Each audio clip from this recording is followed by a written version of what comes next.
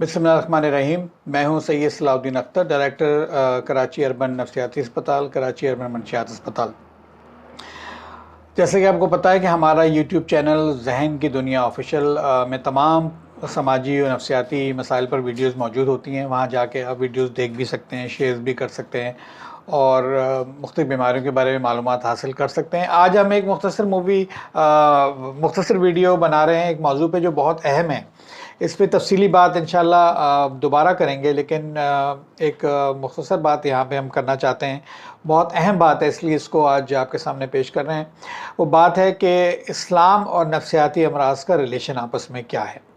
हमारे माशरे में अक्सर लोग जो है वो जब नफ्सियाती अमराज की बात आती है तो इस्लाम से हट के उस पर बात करते हैं। उसमें लोगों की राय होती है कि इस्लाम में नफ्सियाती अमराज का कोई जिक्र नहीं है, ना कोई कुरान में जिक्र है, ना हदीस में जिक्र है, ना मेंटल इलनेस पे कोई बात की गई है।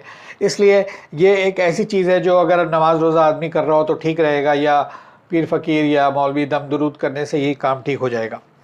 हालिया हमने बहुत सारी वीडियोज़ ऐसी देखी हैं उलमा की, जो दुनिया के मुख्तलिफ मुल्कों में, अमेरिका में, कनाडा में मौजूद हैं, और उनकी मेंटल इलनेस पे उन्होंने इस्लाम और मेंटल इलनेस के ऊपर वीडियोस बनाई हैं, जिसमें उन्होंने ये बात वाज़े तौर पे की है कि इस्लाम में ज़हनी बीमारियों का ज़िक्र है। हुज़ूर सल्लल्लाहु अलैहि वसल्लम ने बीमारियों के बारे में बात की है, चूँकि ये मजनू और मजनू ना होने का लफ्ज़ भी कुरान में मौजूद है। ये मेंटली इल और ठीक को उर्दू में अगर इंग्लिश में कहें तो ये मकसद है कहने का।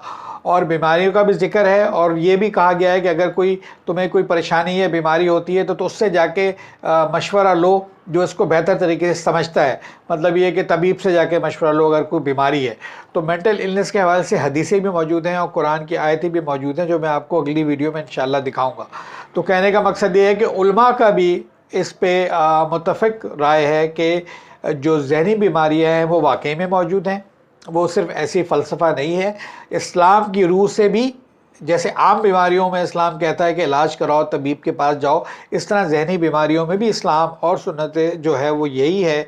हजूर का जो कहना है और जो हदीसें हैं वो इसी तरफ जाती हैं कि इंसान अगर ज़हनी मेंटल इलनेस मौजूद है, कोई मजनून है या किसी को ज़हनी मसला है या उसको सोच की या ख़यालात की कोई बीमारी है, तो वो जाकर किसी ऐसे शख्स के पास जाए जो उसका डॉक्टर हो, जो उसका माहिर हो। तबीब जो है वो डॉक्टर के को ही अरबी में और उर्दू में कहा जाता है।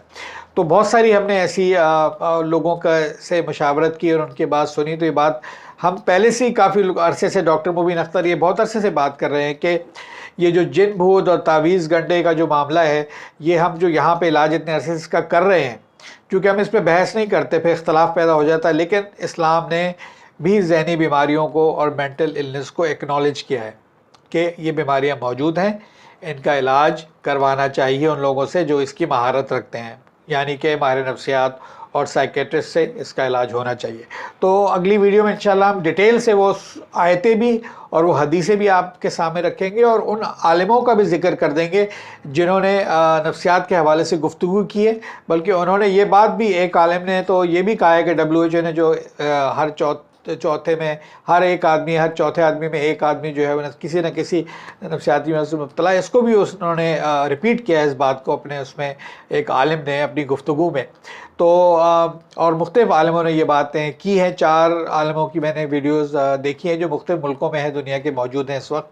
तो उनकी बात हम तफसील से आपकी तरफ लाएंगे, लेकिन इस वक्त सिर्फ इतना कहना है कि ये जो नफ्सियाती अमराज हैं, ये इस्लामी लिहाज से भी ये बीमारियाँ हैं। इनका इलाज जिस्मानी बीमारियों की तरह इसका भी इलाज मौजूद है, और इस्लाम भी ये कहता है कि इसका इलाज करवाना चाहिए और इसको डॉक्टर से रुजू करना चाहिए। आपका बहुत बहुत शुक्रिया। अस्सलाम वालेकुम।